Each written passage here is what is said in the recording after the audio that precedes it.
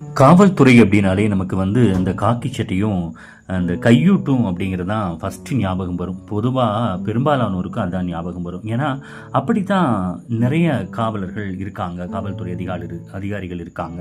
அதில் அத்திப்பூத்தாப்படி அப்படின்னு சொல்கிற மாதிரி ஒரு சிலர் மட்டும்தான் இந்த கையூட்டு பெறாமல் அவங்க சமூக பணிகளில் ரொம்ப ஆர்வமாக மக்களுக்கு சேவை செய்வதை ஒரு மகேசன் சேவை அப்படிங்கிற மாதிரி ஒரு விரல் விட்டு எண்ணக்கூடிய அளவுக்கு தான் அந்த மாதிரியான காவலர்கள் இருக்காங்க. நம்மளும் நிறைய இடங்களில் நம்ம பார்த்துருப்போம். ஆனால் இதற்கெல்லாம் மாறாக உத்தரப்பிரதேசத்தைச் சேர்ந்த ஒரு காவலர் ஒருவர் இருக்கார். உண்மையாகவே அவர் பார்க்கும்போது நமக்கே பெரிய ஆச்சரியமாக இருக்குது. இப்படியெல்லாம் ஒரு காவலர் இருக்க முடியுமா அப்படின்ட்டு இருக்காருங்க. அந்த அளவுக்கு அவருடைய சமூக பணிகளில் பயங்கரமான ஒரு ஆர்வத்தோடு செஞ்சுட்டு வர்றாரு.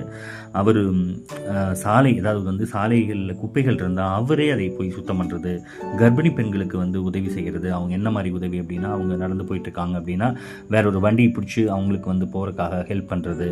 அது மட்டும் இல்லாமல் இப்போ பார்த்தீங்கன்னா மனநலம் குன்றியவர்கள் சாலைகளில் இருப்பாங்க, அவங்களுக்கு தானே முடி திருத்தி அவங்கள குளிப்பாட்டி அந்த காப்பகங்களில் ஒப்படைக்கிறது அப்படின்ட்டு நிறைய இந்த மாதிரி சமூக பணிகளில் அதிகமாக ஆர்வம் காட்டும் ஒரு காவலர் தான் உத்தரப்பிரதேச காவலர் தான் அஸ்வினிகுமார். இவர் சமீபத்தில் ஒரு விஷயம் செஞ்சுருக்காரு. அதுதான் செம மாசான விஷயம் கூட சொல்லலாம். என்ன அப்படின்னு கேட்டால், ரயில்வே ஸ்டேஷனில் ஒரு மாற்றுத்திறனாளி ஒருவர் வயது ரொம்ப முதிர்ந்தவர். அவர் ஒரு கால் அவருக்கு இல்லை, ஒரு கால் இல்லை, கால் இல்லாமல் அவர் கஷ்டப்பட்டு இந்த ரயில் ஏறுவதற்காக வந்துட்டுருக்காரு. இதை பார்க்குறாரு அஸ்வினிகுமார். அங்கே வந்திருக்காரு, அந்த இடத்துக்கு வந்திருக்காரு. நம்ம கூட சாதாரண பொதுமக்களே சில விஷயங்கள் தயங்குவோம்.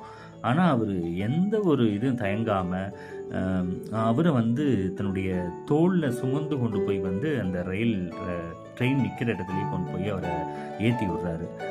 இது பார்க்குறக்கே ரொம்ப அருமையாக இருக்குது. இந்த விஷயம் எல்லாரும் இதை நம்ம பண்ண முடியுமா அப்படிங்கிறது தெரியாது. ஆனால் அவர் அதில் ஆர்வம் காட்டி இந்த மாதிரி விஷயங்களை பண்ணுறாரு. இந்த மாதிரி அவர் பண்ண நிறையா விஷயங்களில் சமூக வலைதளங்களில் இன்ஸ்டாகிராம் ஆகட்டும், த்ரெட்ஸில் ஆகட்டும், அவர் அதை போஸ்ட் பண்ணிகிட்டே வந்துட்டுருக்காரு. இது மாதிரி தமிழக காவல்துறையிலும் நிறைய காவலர்கள் இருக்காங்க. ஆனால் அவங்க பண்ணுற அந்த சமூக பணி நமக்கு வெளியே தெரியாமையே போயிடுது. அது எப்படியாவது நமக்கு வெளியே தெரிஞ்சிச்சுன்னா அது ரொம்ப நல்லாயிருக்கும். இந்த காவலர்கள் மேலேயே, காவல்துறை அதிகாரிகள் மேலே ஒரு மிகப்பெரிய ஒரு நம்பிக்கையும், அவங்களை பார்த்தாலே ஒரு சல்யூட் வைக்கணும் அப்படிங்கிறதெல்லாம் தோணும். இந்த வீடியோ ரொம்ப பிடிச்சதுனால தான் இந்த வீடியோவை ஷேர் பண்ணியிருக்கேன். அதே சமயம் தமிழ்நாட்டு காவல்துறையை குறை சொல்லணும் அப்படிங்கிற நோக்கத்தில் இது ஷேர் பண்ணப்படலை. மிக்க நன்றி.